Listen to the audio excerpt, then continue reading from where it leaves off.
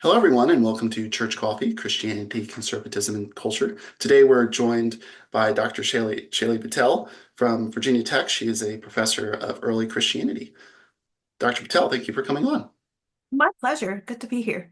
Easy intro question. How do you take your coffee or any other type of caffeinated beverage?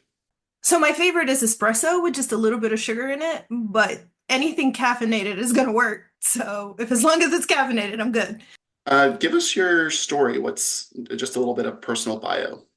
Sure. I was born in Montreal, Canada, to parents of Indian descent, so Indian immigrants.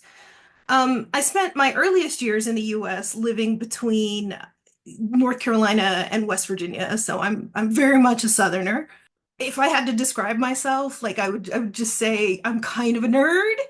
And so you'll probably see that throughout the interview. I get really excited about these things. And I've been lucky enough to just pursue that for my professional career. So I'm not the interesting one here. I think the work, the ancient history is really fascinating.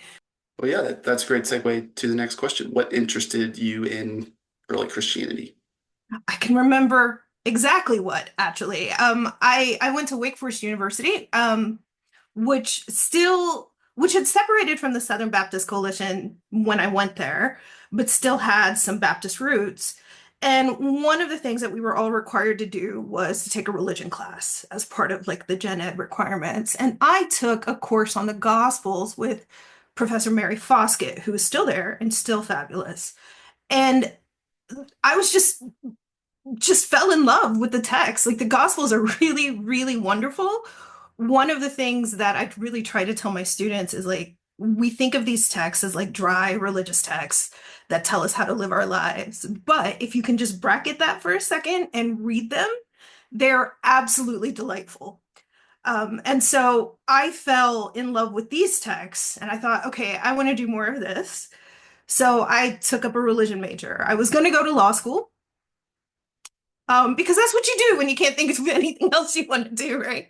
But I was lucky enough to find this quite early in my college career, and so I just pursued it for through, several graduate degrees. So Do you have a favorite gospel? Luke, Hmm. yeah, Any particular reason? because well, we know that Luke, the author of Luke, also wrote Acts, and I think it's that I like Acts a lot. Well, Um, then what about Acts do you like a lot? when Luke writes, there's almost a kind of one of my professors described it as a twinkle in his eye. So there are scenes in Acts and even in Luke's gospel that are kind of funny. Like there's one scene where Peter gets arrested and everybody's expecting him to be executed and he's miraculously broken out of jail. And he goes to the place where everybody's gathered and the person who opens the door is so shocked to see him there that she slams the door in his face. That's in the text, right? Like that's in the Bible. And it's just so delightful to me. I think Luke is a fantastic storyteller. Nice. Yeah, I'm currently on Substack where this will be initially published. I'm currently working through my own pericope of Mark, so like I'm doing a pretty semi-academic treatment of that, and that's been also really fun. Just getting into the nitty-gritty of Yeah, of they're of really any cool. text really just like opens your eyes to a lot of stuff. Yeah. What is the state of historical Jesus studies today? Specifically, what sources do scholars work with when doing research on a 2,000-year-old figure? So the state of those are two sort of separate questions. I'll take the first one first. The state of historical Jesus studies. I think it's important to state at the outright that historical Jesus studies is a huge field. It goes beyond answering just whether or not Jesus existed or what we can reconstruct. The scholars who do this work, they'll ask a wide Real question, and we'll get into this later. Did Jesus exist? spoiler alert, Jesus existed. I just want to put that out there. Yes, yes. So that's not, I don't think that's up for debate, but we'll talk about the debates. So the people who do this work, they ask questions like, when did ancient people start hearing about Jesus? What did they hear? Or who disseminated the stories and traditions? And what do we know about the storytellers and our sources? Or how do traditions about Jesus shift? And what do the shifts tell us, not just about Jesus, but about the first Christ followers, right? Those are all really important questions, and historical Jesus studies is huge, and they ask a big range of questions. The second question you asked is what sources do we look at? Well, just like sort of any subfield in early Christianity, we do want to look at as many sources as possible. So we do look at the New Testament texts, Paul's letters, the Gospels. We look at non-canonical texts like early apocryphal texts. We'll talk about those. Church fathers sometimes cite New Testament texts, so we would look at that. We would also want to think about things like oral tradition and how traditions move across, we're talking the Roman Empire, so we're talking a pretty wide geographical area. Yeah, and that's very important specifically for your Yes, favorite author, right? Luke cites that he did oral research, for lack of a better term. he did. He cites very clearly that, he wants to give you an orderly account and he's got sources. It seems that he's got written and oral sources. Um, so yeah, talking about like the sources that underlie the Gospels, that's a huge part of how we reconstruct not just Jesus, but the first sort of the earliest Christians and what they believed and who they were and how they were, lived in their communities. The Gospels over time have been viewed as religious novels, historical dramas, mythology, even memoranda, but now there seems to be a pretty solidified consensus that the Gospels are ancient Greco-Roman biographies, albeit modified in a religious format. What's the kind of historicity behind that solidification? Yes. So this is a kind of a sort of re-upping of an older argument. So around the 1800s, scholars like Ernest Renan and others, they put forward this idea that the Gospels were biographies. And Renan writes something to the effect of like they contain historical truth and also a desire to present a model of virtue. Well, in that formulation, we can already see this tension between modern notions of what a biography is and ancient notions of what a biography is. So when we think about biographies in 2024, we're probably thinking about something that's historically verifiable, something that traces chronologically the development of an individual. Modern biographies generally do not make moral prescriptions, though some might, right? And we can take moral lessons from modern biographies. Ancient BOA, however, are a little different in the sense that they are concerned with detailing the character of an extraordinary person. So, if you were emperor, for example, a Roman writer might describe how your reign was destined because you'd always been given this great divine power. Suetonius does this when he talks about Vespasian. He depicts Vespasian curing blindness, which is designed to legitimate Vespasian as an emperor, and that's really important because Vespasian is the first of the Flavian dynasty, right? So we need to legitimate him. Does that mean like obviously Jesus heals blindness in the Gospels? Is there kind of an interplay there where like maybe not a direct interplay, but a cultural interplay of Christ being king or the Messiah? Is that was that in the milieu there? Like that those two seem pretty parallel. Curing blindness is something we can now do today on a certain extent, but back then I'm sure that was a pretty big deal. Is there some cultural parallel that they're both kind of jockeying towards? I mean, I think these stories are designed to showcase a person's extraordinariness, if I can say it like that, or their exceptionalism. And so, what we can take away is that both Jesus and Vespasian are exceptional individuals, and both of them have this sort of divine power that's granted by the gods, or in Jesus's case, by the Jewish God, to sort of work these miracles, right? And in both stories, the miracles are designed to legitimate the person who's doing the miracles. So, it legitimates Vespasian as somebody who is extraordinary and therefore, how do I put this?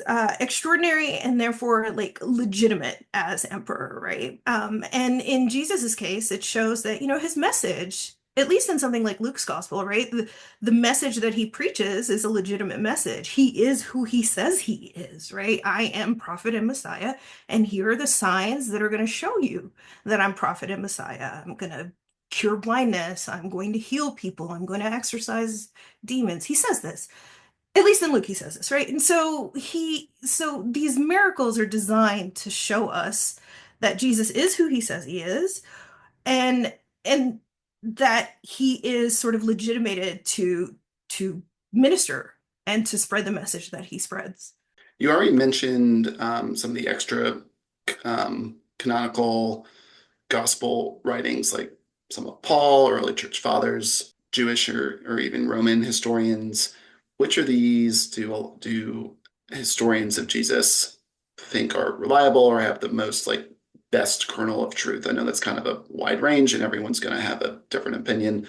So maybe perhaps what do you find most interesting of extra canonical gospel points of interest for Jesus? Yeah, so this goes back to an earlier point that we were talking about sources, for example, right? The sources that are underlying these traditions. And so I think it's important to understand that we can talk about historical Jesus on the level of the text, let's say canonical gospels, Matthew, Mark, Luke, and John.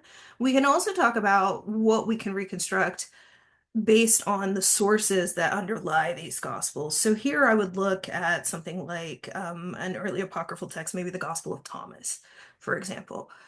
It's pretty early as far as apocrypha are concerned. It shares a lot in common with the synoptic gospels, which would be Matthew, Mark, and Luke. And so here you can see evidence of shared tradition. So what does this shared tradition then say to us about what we can reconstruct about the historical Jesus? That being said, a lot of apocryphal texts are later, and a lot of apocryphal texts are sort of responding to canonical texts. And so we really do have to think about like sources underlying these texts as opposed to just here's a text that we use, right? And the Gospel of Thomas, that's a pretty recent discovery, right? It was in the Nag Hammurabi library. Was Gospel of Thomas in the Nag Hammadi Library? If so, it would have been the 1940s. Okay. So And it's recent. and it's less of a gospel and more of just a list of sayings, That's right. correct? Yeah. There's no narrative. That is, there are no stories. It's just sayings that Jesus supposedly said, and it's just a list. And if you find like a translation of the Gospel of Thomas, you'll see it'll just be one and a saying, number two and a saying. And roughly about 50% of those sayings overlap in the synoptics, if I'm somewhat familiar. Yeah, yeah. So there's a lot of shared material between those. We will pause for a sponsor break from Handy Mike and Genesis Contracting. Handy Mike and Genesis are a locally owned and family operated handyman and contractor company serving the greater Charlottesville area since 2016. They are a Class A licensed, bonded, and insured contractor with over 60 years of knowledge. Their teams of skilled, reliable, and trustworthy technicians have been handpicked in order to provide our customers with outstanding service across a broad range of tradesman skills.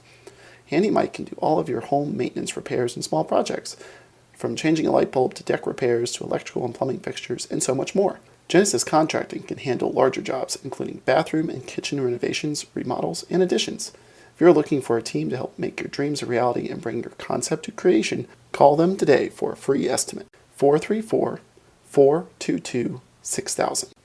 You can also find more of their information in the show notes. Now, back to the show. So besides the Gospel of Thomas, what are some other apocryphal texts that are used for research? I generally know, especially from Bart Ehrman and others, that the Gospel of Thomas is probably the primary, but what are some other ones that also have some pretty solid influence in research? I really I can't think of any that have the same sort of influence as something like the Gospel of Thomas. In your notes to me, you mentioned the Proto-Evangelium of James, right? These are traditions, these are stories about Mary, for example, not necessarily Jesus, but they become influential in Catholicism in particular. I can't say that I have seen an article, about the historical Jesus that uses the Proto-Evangelium. I think that we're really looking at very early gospels, something like the Gospel of Thomas. There have been talks about the I want to say the Gospel of Peter, because it is also quite early and it is clearly responding to Matthew's gospel, and it's just a passion narrative. And it also shares certain similarities with the synoptic text. So you can see a pattern forming as I'm talking, which is we're really looking at things that share commonalities with the synoptic text, looking at the sources that underlie these texts and trying to reconstruct based from there, right? This gets much harder as texts get later and later and later because we have sources compounding. We don't know where the sources are coming from. Are they coming from canonical gospels? Are they oral tradition? And so it just becomes much more difficult when you're looking at something like the Proto-Evangelium or even later texts. So scholars would be looking at the earliest apocryphal texts. I'll say also that, sometimes what's more useful than apocryphal gospels or acts is really citations of scripture in the church fathers and how they're citing scripture. Is what they're citing different from what we know from the canonical gospels? And there's also, the apostolic fathers. Those are quite early texts. We can also look at those and say, okay, what can this help tell us about the historical Jesus? Yeah, that's a really good point. We are talking earlier about oral traditions. Can you walk us through what the Q source is, how historically verifiable it is, and what are reconstructions of it somewhat look like? Yeah, I love talking about Q because it's like a brain sort of melting thing, right? Because you tell students we have a hypothetical text. It does not exist, but we are sure that it did. And also you can check it out from the library. And students are like, what is going on, right? So, okay, so first things first. What we have are extended verbatim agreements in the Greek across the synoptic gospels, and that's Matthew, Mark, and Luke. When you have verbatim agreements across texts, you're always asking yourself, okay, what is the source here, right? Um, we think that Mark is the earliest gospel, and most scholars think that Matthew and Luke both used Mark as a source independently. I say most. Not all scholars think that, but most scholars think that. And this is because not just because Mark was the earliest, but also because of other things. So there are places in Luke and Matthew that, for example, correct Mark's Greek grammar or smooth over theological difficulties that we have in Mark's narrative. So, okay, first things first, verbatim agreements across Matthew, Mark, and Luke. And alongside the places where all three gospels agree and the source is Mark, we also have verbatim agreements, extended verbatim agreements in Greek that only appear in Matthew and Luke, but don't appear in Mark. And so, to account for these agreements across Matthew and Luke that we cannot attribute to Mark being the source, scholars have suggested that there is a hypothetical written source, we call it Q, that comes from the German word Quelle, means source. We don't have a manuscript of this text, right? All we have are the verbatim agreements in Matthew and Luke. So And it and we don't have any early church fathers like critiquing this or even referencing it, correct? Or something that might be analogous to what we're talking about. I don't know that we can say definitively that church fathers are pointing at a citation and saying this comes from Q. What I will say is that church fathers sometimes cite things and say this comes from a text that we no longer have, right? So the question becomes, is this Q document a text that we no longer have that church fathers are referencing, or is it an altogether new document that we just don't have any evidence of except for the verbatim agreements across Matthew and Luke? Does that make sense? Yeah. I've heard this is more of a minor and somewhat evangelical point, but I've heard some people push that Q could be Matthew's logo, if Matthew's logo ever existed, which is a whole other question. Right. But for listeners, Matthew's logo is the again also another hypothetical maybe journal or that Matthew kept kind of shorthand notes. He was a tax collector. If anyone would have been able to write, it would have been Matthew. That's another side point. But continue on Q for us. So, in terms of reliability, we can definitely say that this document would be earlier than Matthew and Luke, right? If they're incorporating it as a source. But all of this is assuming that we're right about Q existing in the first place. Now, I said most scholars do think that Q existed, but there are very respected scholars who think that it didn't. One of my favorites of these very respected scholars is Mark Goodacre at Duke. Mark Goodacre has a blog and he talks about not just these textual relationships in Q, but all sorts of other stuff related to early Christianity. I would highly recommend people checking it out. It's well worth checking out. So it's difficult to assess reliability just, based on a hypothetical document, right? Because we don't have the document in question. We can reconstruct it based on Matthew and Luke, but then we need to ask ourselves, like, how reliable are Matthew and Luke? How are they citing this document? How are they using this document, right? So the question of reliability sort of gets rolled up into not just reliability of Q, but also reliability of the sources from which we reconstruct Q. What is on the horizon or the cutting edge for historical Jesus research? I think the cutting edge, at least from my perspective, I think different scholars would probably have different answers to this. From my perspective, the really fascinating work, not just in Jesus studies, but early Christianity, is really about methodology. We are asking better questions. We're asking more nuanced questions. We're asking ourselves, like, what are the limits of a historian's gaze in ways that we haven't asked before? Historians trained in the last like 20 years are not going to be making the same sort of flat arguments that you're going to see, you know, two or three generations before. It's just our methodologies have changed, and I think the field of history as such has changed in that we're learning more and more that history really is about the sorts of questions that we as historians want to ask. And because of that, our own sort of biases and our own interests get reflected in the work that we do. And I think one of the coolest and the most cutting edge things that we're doing is sort of assessing ourselves and saying, okay, where are the questions that I want to ask? What are my own interests? And how is that reflected in the work that I want to do? So a lot of the sort of cutting edge work seems to be methodological and more of a meta view of how we do history and how we reconstruct Christian origins. Before I say anything else, I will drop Mark Goodacre's blog in the show Yeah, notes below. it's So, fabulous. Yes, yes.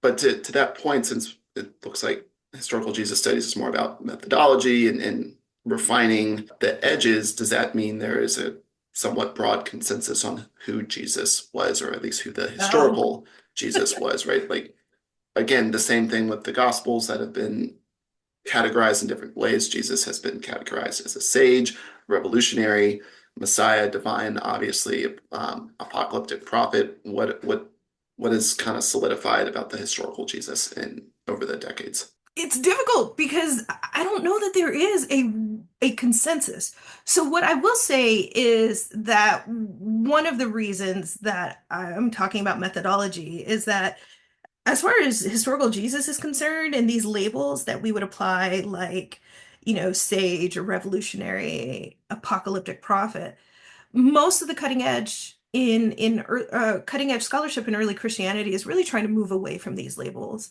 And the reason that we're moving away from these labels is twofold. One, because we import our own modern views of what these terms mean when we use them. To go back to the whole, Greco-Roman biography point, right? Like, we tend to assume biographies mean a certain thing when in fact they may have functioned differently in the ancient world.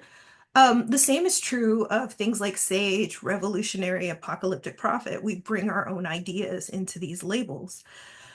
But scholars have put forth several possibilities, and just for listeners, to sort of give them a rundown, some have claimed that Jesus was a sage, which is kind of like a holy man who dispensed wisdom and ethical teachings.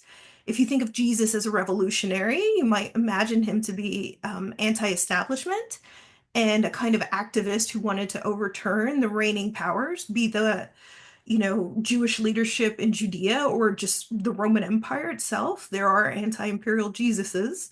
Lots of scholars think of Jesus as an apocalyptic prophet. And to be honest, like if I were forced to pick, this is the one that I would pick because it makes the most sense to me. Here, Jesus continues a tradition of Jewish prophecy and prophets who predict that the end times are coming, and that when the end comes, God will judge the righteous and the unrighteous. So everybody needs to get righteous before the end gets here, right? All of that being said, the second huge problem with the labels is that there is no reason that Jesus has to be circumscribed to one. So, what if the historical Jesus viewed himself as a Messiah and prophesied about the end times? That would make him both Messiah and prophet.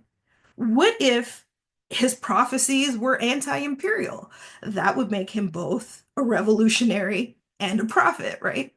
So these in many ways these categories or these labels can prevent us from seeing a fuller picture because we are invested in applying these labels and sometimes to the exclusion of other things that Jesus could be. And so this is why scholars are sort of moving away from, trying to pin not just Jesus, but early Christianity down with labels.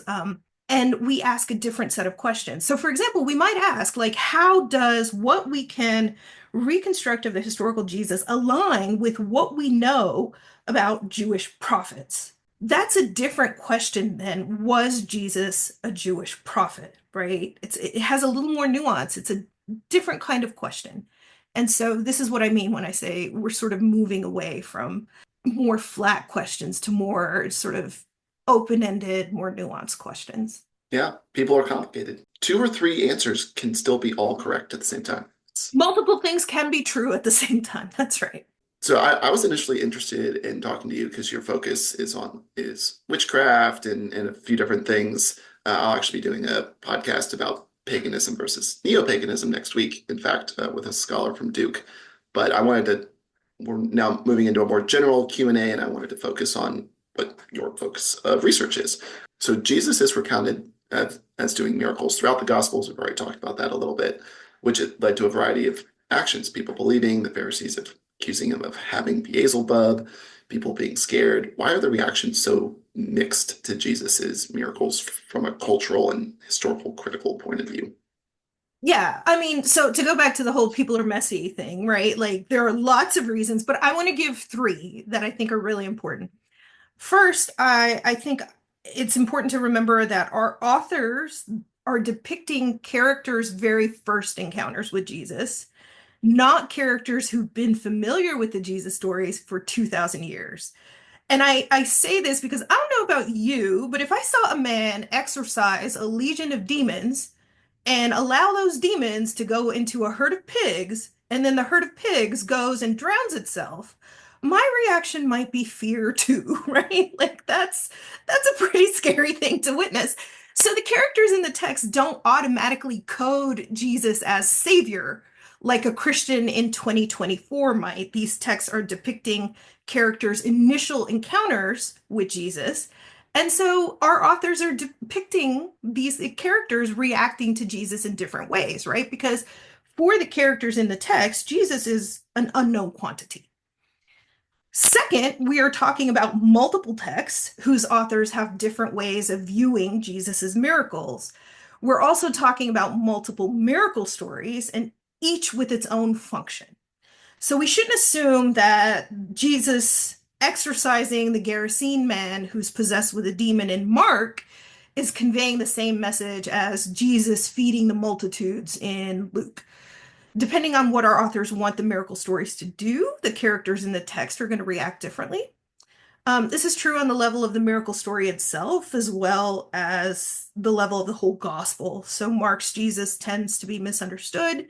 You know this, right? Like, tends to be misunderstood throughout. We'd expect characters in that text to respond with fear or misunderstanding, right? That's a little different from something like John, where Jesus is always talking about himself and explaining himself, and the miracles in John are very much designed to prove who Jesus is, right? So texts are different. They have different ways of viewing Jesus. Miracle stories, individual miracle stories are doing different things, and so naturally you're going to have multiple reactions. Finally, and this is more about just the broader historical context as opposed to the text of the Gospels, reactions to miracles were mixed in the ancient world. It's like anything else, right? Like one person may interpret a miracle as evidence that a great man has divine power. Or, if you're talking about Jesus, that Jesus has divine power. But we also know that Jesus was accused of being a magician. We know that Jesus was accused of demonic collusion. That's in the text. It's in the Beelzebul story, where Jesus is accused by some characters in the story of colluding with demons in order to exorcise demons. And Jesus is like, well, that's ridiculous. But we know that that accusation is there in the text. And so our authors may not think of Jesus as colluding with demons, but I think that including the accusation against Jesus signals to readers and hearers of the text, hey, listen, right? I know that some folks might be saying that this is demonic, right? That exorcising demons is demonic.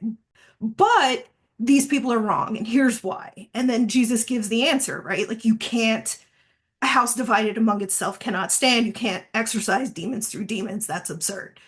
So, in some ways, these depicting negative reactions to Jesus's miracles helps our authors anticipate the sort of criticisms that Jesus might be getting outside the text, and then helps to deflect those criticisms and say, no, no, right? Like, you may be tempted to think of Jesus as a magician, but here's why he's not. Does that make sense? Yes, very much so. I've also heard the fact that there is such a portrayal of differing views of Jesus's miracles. This is a reason to accept it as somewhat biographical, a historical biography, because if it was just straight up propaganda, everyone would be believing and everyone would be joyfully shouting.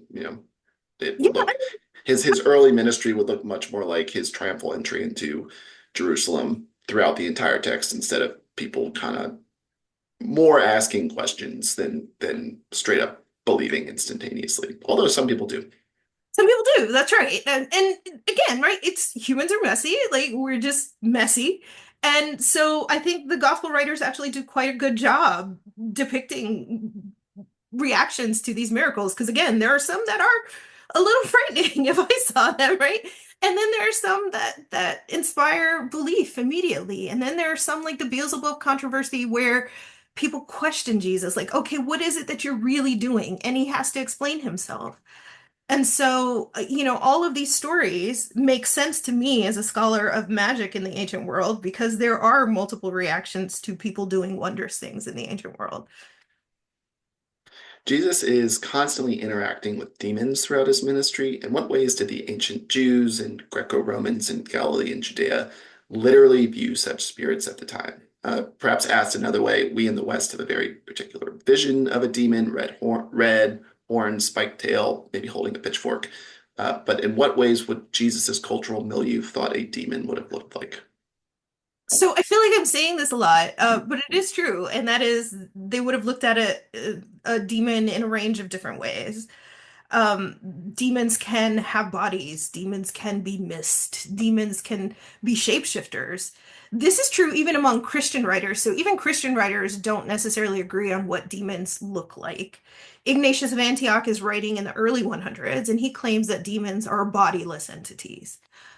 Clement of Alexandria, he says that demons are almost bestial and gluttonous, and so they're very big because they've gorged themselves on sacrificial like smoke that arises from the sacrifice. Justin Martyr says that demons can shapeshift, and the reason that they can shapeshift is because it makes it easier for them to seduce unwary Christians into incorrect forms of worship, right? So demons take on lots of shapes depending on how they're being used in our authors, what our authors want people to understand about the demonic, how demons are entrapping humans, right? There's a really great book, very recently published. It's called Demonic Bodies, and it's by Travis W. Proctor. I would recommend that people read that. He goes through all of He goes, it's about Christian authors and the ways that they talk about demons and how they, I will drop that in the show notes below as well for our yeah, viewers. it's fabulous. Yeah. So again, just a range of possibilities for how to think about demons. I actually don't know when we got the whole horns, tail, and pitchfork thing. I'm not sure historically when that developed. I'll have to look into that. How did the ancient Jews practice exorcism, and did the Greco-Romans have a sort of similar exorcism? Did they think of it as exorcism at all? What's the kind of compare and contrast there? Rather the same, actually. Exorcistic practices seem to be pretty stable across cultures. We know this because there's material evidence. So we have things like amulets or spells, and in these amulets or spells, they will invoke multiple deities, whether that be Greco-Roman deities, but also the Jewish God, sometimes the name of Jesus himself. And so what we see is that, exorcists are sort of appealing to whatever works. And even though our texts, like Christian texts, make sometimes make distinctions, church fathers will say that Christians only use the name of Jesus or very simple formulas in order to exorcise demons, and that pagans use like these complicated incantations and things like that. But on the ground, in terms of material evidence, we have very little evidence to suggest that the exorcists themselves are very scrupulous about following these precepts laid out in church fathers or other texts, right? So on the ground, it very much looks like exorcists are appealing to deities that they think will help them exorcise demons.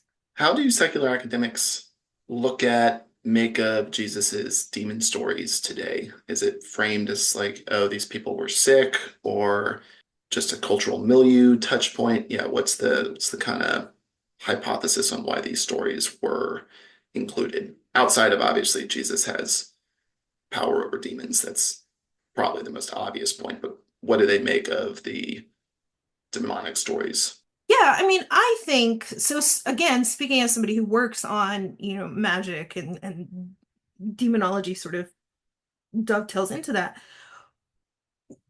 I think that they are helpful for understanding how ancient people envisioned their world. And so, sure, secular academics may not believe in the existence of demons themselves, right? But it's clear that ancient people did.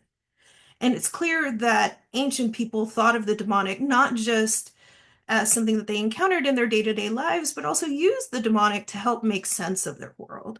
And for me as a scholar, that is important enough for me to study, right? Like whether or not I believe demons exist has very little to do with this. What matters is that ancient people believe that demons exist, and they believe that demons exist such that it affected their behavior, their thoughts, it affected the text that they produced, and that to me is culturally significant and important to study. Who are the Magi in Matthew's nativity story, and why are they only mentioned in Matthew and not found in Luke's recounting of the nativity? Good question. So I'm going to preface this by saying that there's another fabulous book that just came out. It's by Eric Van den Eyck, and it's just called The Magi, and it's for a public facing audience. Very easy to read, very quick read. Highly recommend. To get back to your question, Matthew and Luke use different sources, right? We talked about this. And so Matthew's birth narrative is a little different from Luke's birth narrative. The Greek that is often translated as magi, sometimes with a capital M, is from the Greek word magos, meaning magician. And that is the same word that is used for somebody like Bar Jesus in Acts. It's the same stem for doing magic, which is a word that is applied to Simon of Samaria in Acts, right? So here in Matthew's gospel, we have positively evaluated magicians, for lack of a better term in the English. And in Acts, we have negatively evaluated magicians.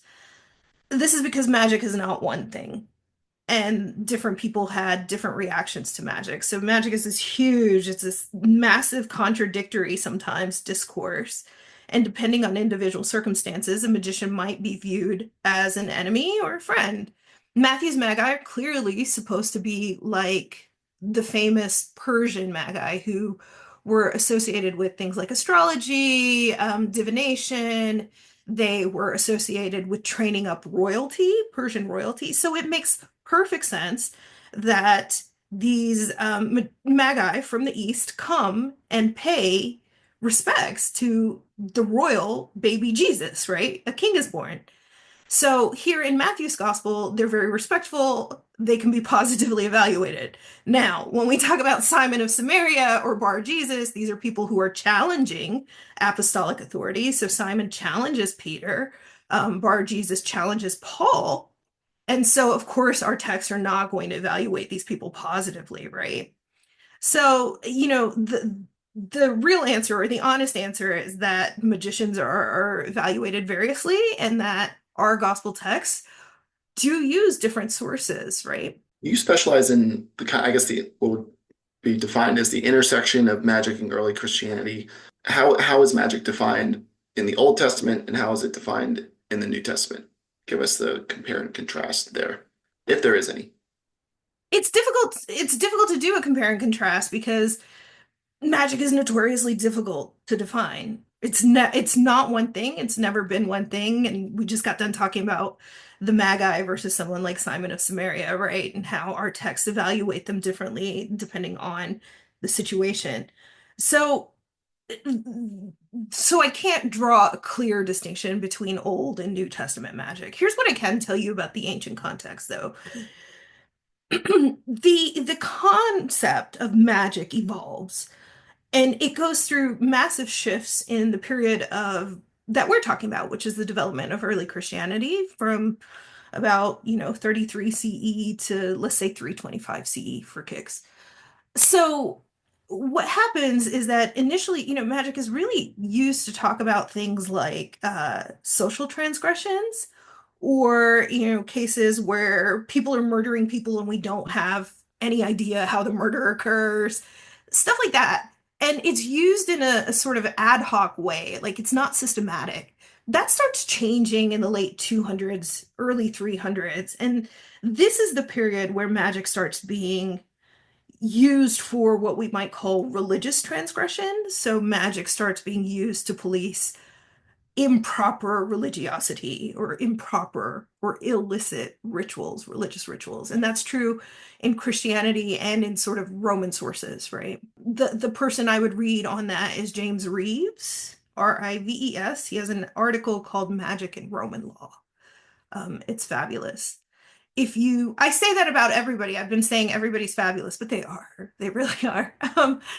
There's also another book that came out, I want to say in 2019. It's called Drawing Down the Moon by Radcliffe Edmonds III. It gives a really nice overview of just Roman magic and its variability and the different ways in which people use magic and what constitutes magic. Within that vein, then, would Jesus' cultural milieu have viewed both him and the apostles as doing magic, as magicians, given both biblical sources and cultural sources? It sounds like that it was kind of for lack of a term, neutral title, and it could be seen as bad or good. So was Jesus and his apostles a miracle seen as magic, or is it seen as something maybe more religious and different? Yeah, I mean, it depends on the perspective. Like, clearly, the Gospels are not looking at Jesus's miracles as magic. One of the things that we see in later Christian texts, so if you read something like Origen of Alexandria's Contra Celsum,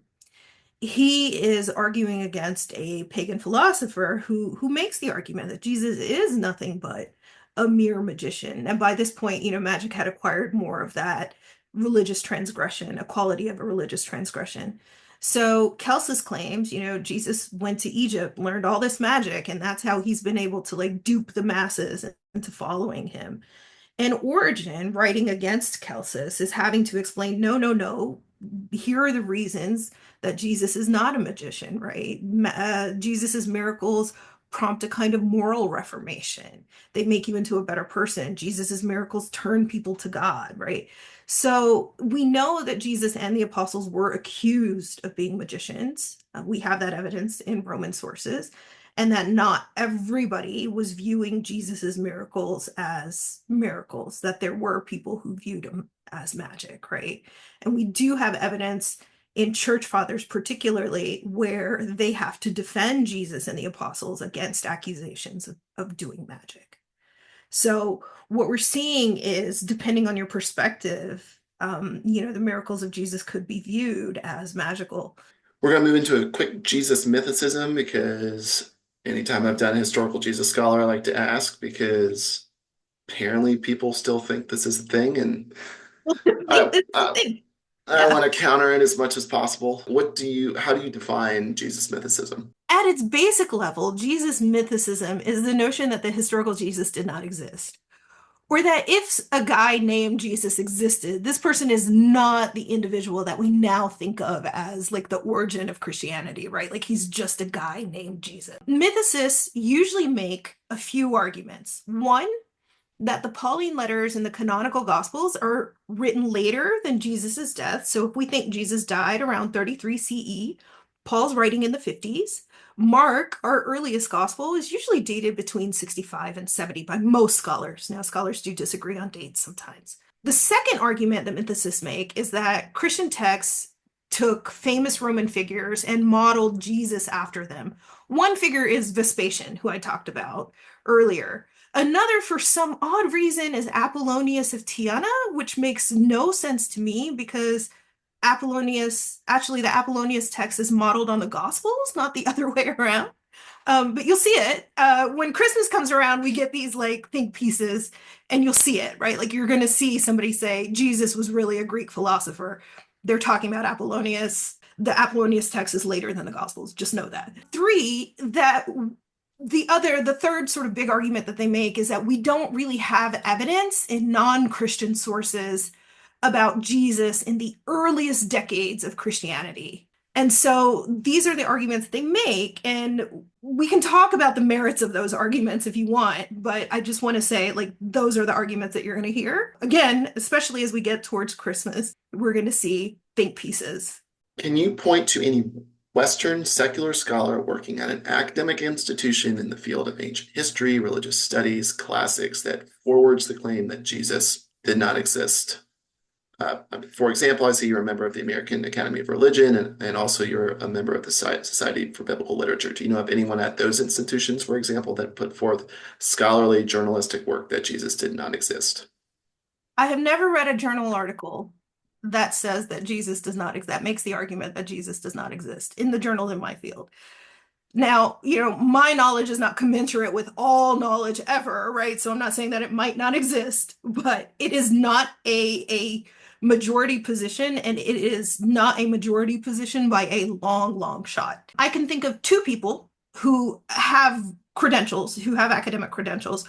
One is Richard Carrier, who has a PhD from Columbia, very well trained, a PhD in ancient history. And the last I checked, Carrier had suggested that Jesus did not exist, but he goes back and forth.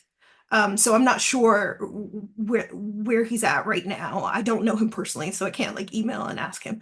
The other is Price, Robert Price, who does have a PhD in New Testament, um, and who is well trained, right? So there are a couple of people, and when I say a couple, I mean a couple of people who have put this forward, but overwhelmingly, most of us who do this work do think that Jesus existed. Like that is as strong a scholarly consensus as I have seen in the field. Scholarship is scholarship.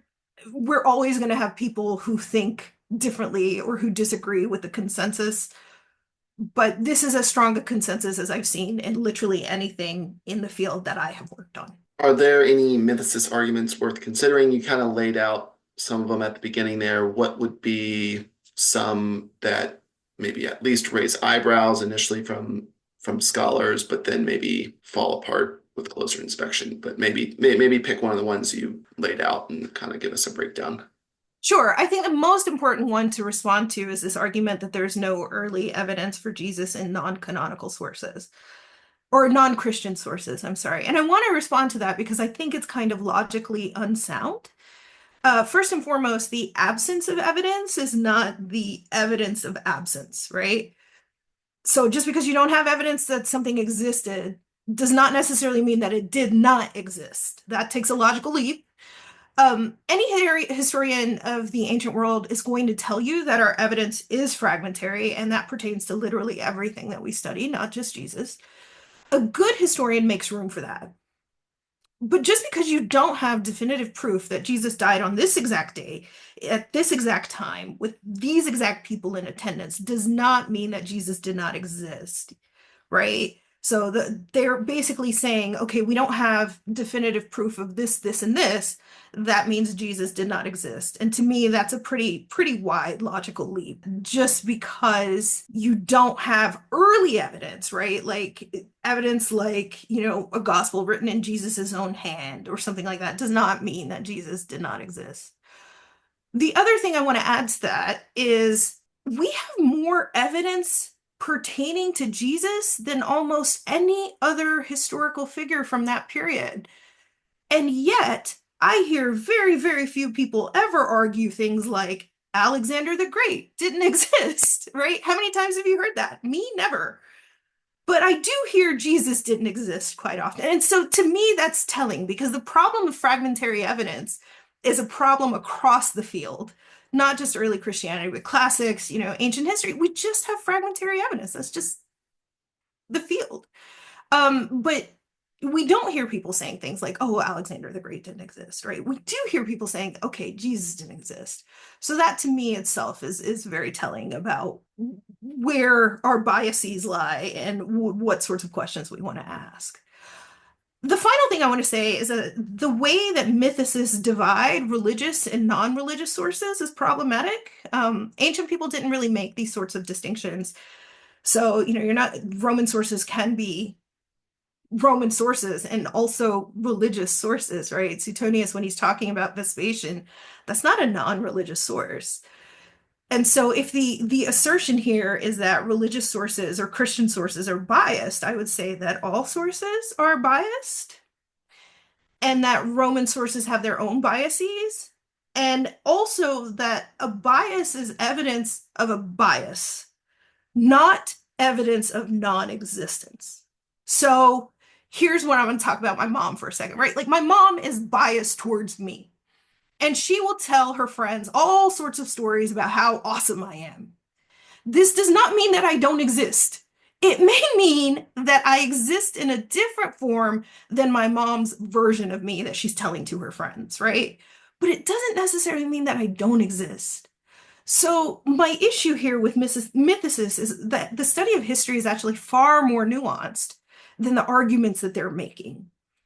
And we know that our sources are fragmentary, and we know that our sources are biased, and all of us take that into consideration when we make the arguments that we make, right? So I don't know if that sort of answers the question, but I just think that like the argument that mythicists make is more logically unsound than the arguments that historians make about Jesus and about the historical Jesus or about the Gospels. Jesus existed. We have lots of evidence. It may not be the sort of evidence that mythicists want. I think it's worthwhile to ask mythicists what sort of evidence would be convincing to them. Like what would be convincing? Because we're not going to get DNA. We're not going to get pictures, right? We have to work with the evidence that we have. And the evidence that we have quite a lot of evidence about Jesus. So, Yeah, I often see it as kind of a bifold of you want historical standards of today applied to something 2,000 years ago, which is not good. And then also I often see them as goalpost movers. Like you'll answer several key points and then they'll say, what about this? Or well, we can't really trust you, or there's just you answer and then they may or may not actually accept that answer, but then they'll just constantly ask another question. And it's just a lot of gish galloping and goalpost moving and genuine theory dismissal of the argument based on the person, which is not. so just to put this into perspective, like we have Paul in Galatians talking about going up to Jerusalem and actually meeting with Peter, Jesus's disciple, and James, Jesus's brother. That's Paul. That's a first-hand account. So, as far as ancient evidence is concerned, I'm not entirely sure what more we could ask for in this, right? Like maybe we could ask for a gospel written by Jesus himself. Well, how will we substantiate that it was written by Jesus himself, right? So it's like you said, the questions sort of move the goalposts. Well, I But mean, obviously, Constantine wrote the gospel with obviously, bishops in Nicaea. I mean, that was in clearly what 325, happened. that's right. Yeah. And which is not the case, right? Like Paul is written in the 50s. Paul is writing from the first perspective or first person perspective. Jesus existed. That's all I want to say is that Jesus existed. There is really, really good historical evidence to think that Jesus existed. And I think that if you're going to argue that Jesus did not exist, that burden is actually on you to prove non-existence rather than on historians who think that Jesus existed, because we actually do have a lot of evidence. But what evidence do you have that Jesus did not exist? So I just think that, it doesn't feel like it's logically sound. It doesn't feel like that the mythicist argument doesn't feel that it's taking, how we do ancient history into consideration. And like you said, it's applying these modern standards, modern evidentiary standards to the ancient world. And we just know that ancient evidence doesn't work that way. What would be some resources about the historical Jesus for just our lay listeners who are now maybe getting a little spark in the field? What are some popular level books still written by academics that you would recommend for someone getting more interested? Like they've read the Gospels, they've been a Christian, or maybe they're not a Christian and they're just interested in what is the historical Jesus? What is this? What's an intro book or paper or website or something that you would recommend? Ehrman's Did Jesus Exist? That would be my go-to. And a couple of reasons for that. One, it's written by somebody who works in the field, who still works in the field, who is very, very widely respected in the field. And so this is somebody who really knows their stuff. And Bart Ehrman is fantastic at writing for public audiences. So his writing is very clear and crisp and it's easy to follow. But one of my favorite things about his work is that he always lands the argument, right? Like his argumentation is absolutely fantastic. And this is why I assign Bart Ehrman in my classes, this is why I tell people to read his work. He knows how to land the argument. So, this to me is one of the strongest, clearest arguments for yes, Jesus existed, right? And it's coming from somebody who has worked in the field for a very long time and who is very well respected by fellow scholars.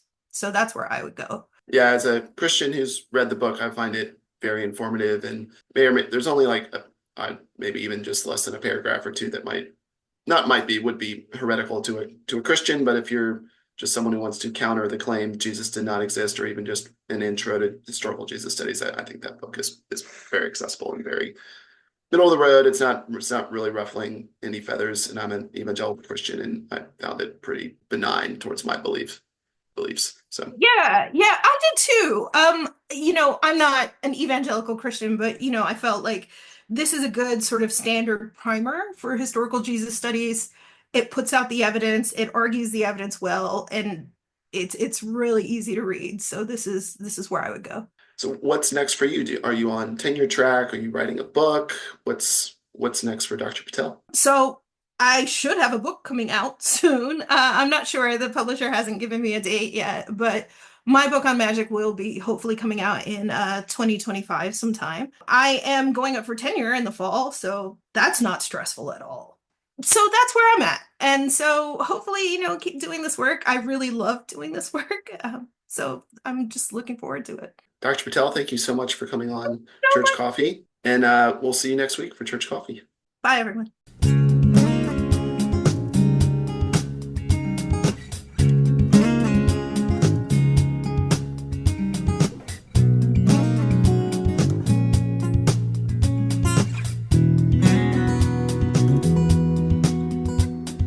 Our album art was done by my wife, and our theme music was composed by TJ Stokes.